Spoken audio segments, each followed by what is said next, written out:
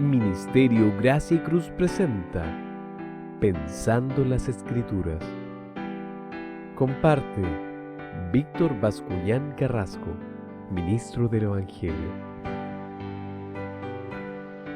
Algunas implicancias de la gracia de Dios. Cuando nos acercamos a las cartas de Pablo, tenemos que detenernos en la carta a los Romanos.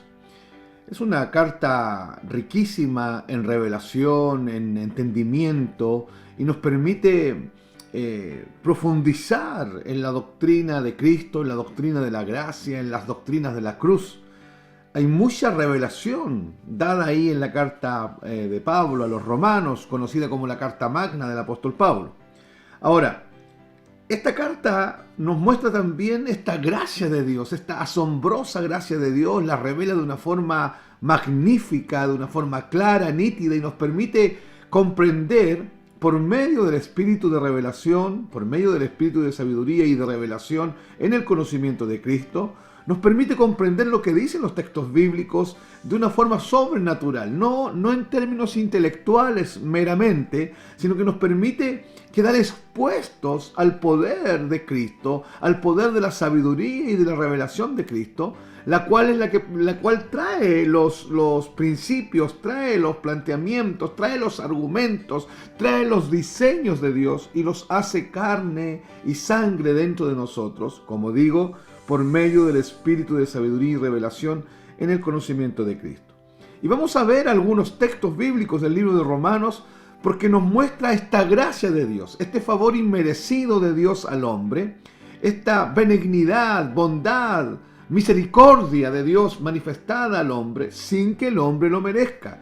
Recuerde, querido amigo, recuerde, querido hermano, que el hombre no puede y no tiene cómo acercarse a Dios, no puede acercarse a Dios, y no hay mérito alguno en el hombre que le permita acercarse a Dios o que permita o que genere cierta obligatoriedad de parte de Dios para salvar al hombre. Dios viene hecho carne en la persona de Cristo, el Logos encarna en la persona de Cristo, sube a la cruz a morir en nuestro lugar por pura gracia. Lo dice el libro de Oseas, los amaré de pura gracia. Entonces yo quiero que podamos ver algunas implicancias que el libro de Romanos nos muestra con respecto a la obra de la gracia. Porque para muchos la gracia es aquella doctrina que nos permite conocer a Cristo. Para muchos la gracia es solamente el mecanismo que Dios tiene para salvar al hombre, traerlo de las tinieblas al reino de la luz. Pero la gracia está inmersa en la vida de la iglesia y es parte determinante, integral de la vida del discípulo. De hecho, sin la gracia de Dios no podemos conocer a Cristo.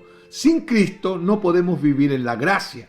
Y el Nuevo Testamento nos enseña que es determinante, que es urgente que todo cristiano conozca la gracia de Dios, profundice en la gracia de Dios, que tenga revelación de la gracia de Dios y pueda vivir en y bajo la gracia de Dios. Entonces yo quiero que podamos ver algunas implicancias. La primera implicancia que vamos a ver y vamos a plantear es que esta gracia permite que tanto judíos como gentiles sean coherederos del reino de Dios con la misma fe de Abraham.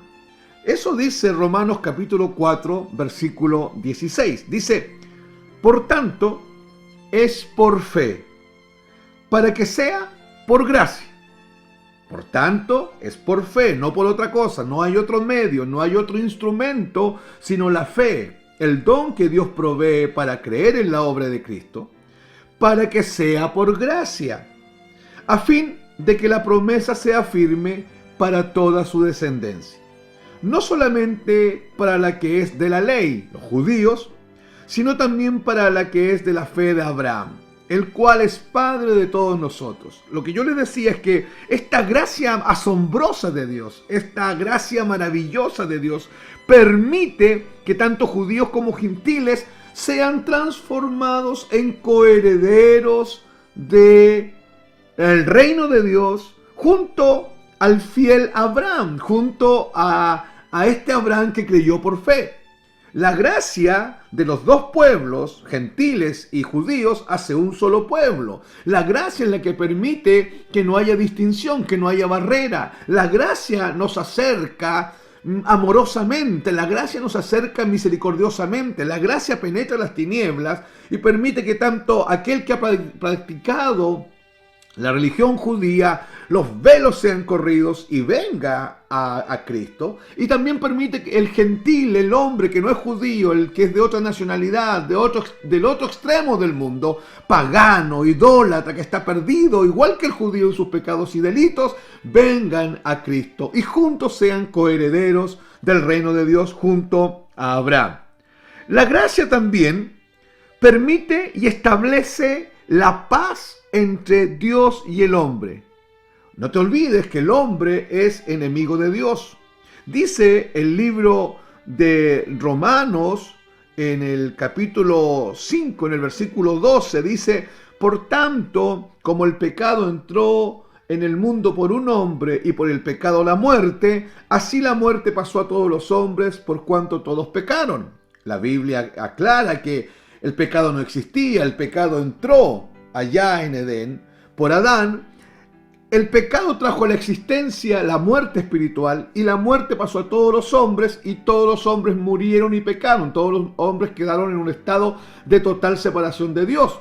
Pero Romanos capítulo 5, versículo 2 también nos dice que el hombre quedó en un estado de enemistad con Dios, totalmente separado de Dios. Ahora, la gracia permite que este estado de muerte y que este estado de enemistad se acabe y la gracia logra la paz, reconciliándonos con Dios por medio de la sangre de Cristo.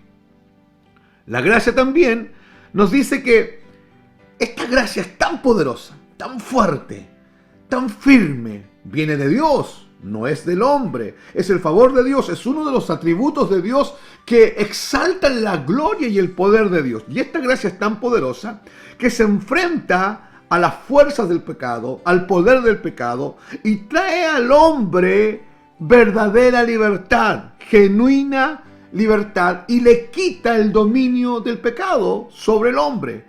Logra extirpar la naturaleza pecaminosa y deja al hombre libre de la influencia de las tinieblas, del pecado, de Satanás y de la muerte espiritual. ¿Qué dice Romanos capítulo 5, versículo 20, versículo 21? Dice: pero la ley se introdujo para que el pecado abundase, para mostrar el pecado, para revelar por un lado el carácter de Dios, viene la ley, y también para que el hombre vea su condición delante de Dios, su condición pecaminosa. Más cuando el pecado abundó, más cuando el hombre se dio cuenta de lo pecador que es, de lo terriblemente pecador que es y de lo terriblemente lejano de Dios que está, cuando el hombre se da cuenta de esto, dice el texto, más cuando el pecado abundó, sobreabundó la gracia.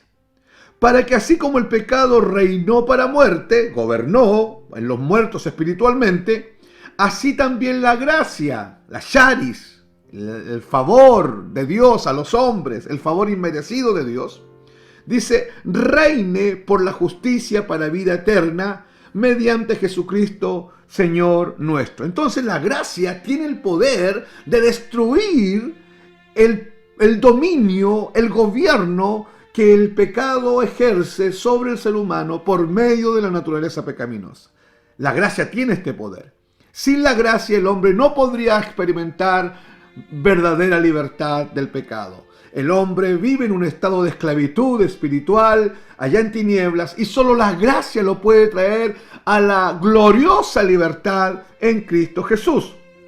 La gracia también equipa a todos los redimidos, hombres y mujeres, los equipa para poder servir en medio de la iglesia. Una vez que el Señor ha rescatado a un hombre, ha rescatado a una mujer, los ha arrastrado al reino de la luz, es la gracia de Dios que viene y equipa en la sobrenaturalidad de los dones de Dios, en las capacidades que la misma gracia otorga al cristiano, a la cristiana, al redimido, a la redimida, y otorga capacidades que están alineadas al reino de Dios, que están alineadas al obrar de Dios, a la potencia de Dios, y esta gracia capacita a todo redimido para que pueda servir a sus hermanos en medio de la iglesia con dones, y estos dones van a venir a edificar el cuerpo de Cristo, que dice Romanos 12, versículo 6.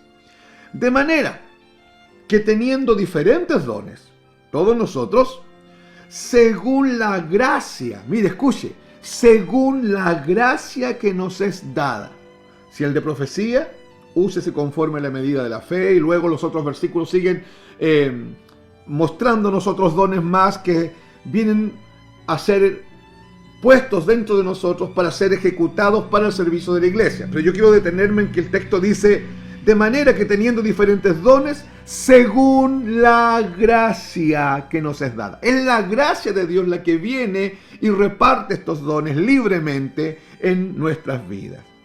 Ahora, esta gracia es tan poderosa, es tan grande, es tan fuerte, es tan magnánima, es tan asombrosa. No te olvides que esta gracia viene desde el mismo corazón de Dios, desde la misma sustancia de Dios. Y esta gracia viene y conquista la muerte espiritual, y esta gracia produce en nosotros vida eterna.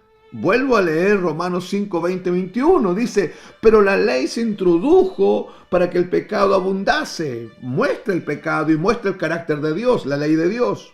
Mas cuando el pecado abundó, sobreabundó la gracia de Dios, para que así como el pecado reinó para muerte, gobernó en los que están muertos espiritualmente, así también la gracia reine por la justicia para vida eterna mediante Jesucristo, Señor nuestro. Y Romanos capítulo 11, versículo 6, nos va a decir, nos va a establecer aquí que la gracia es el mecanismo que Dios usa sin considerar mérito en el hombre, sin considerar alguna obra en el hombre, sin considerar algún tipo de iniciativa en el hombre. Es la gracia la que viene eligiendo a los hombres y mujeres para la salvación. Dice Romanos capítulo 11, versículos 5 y 6.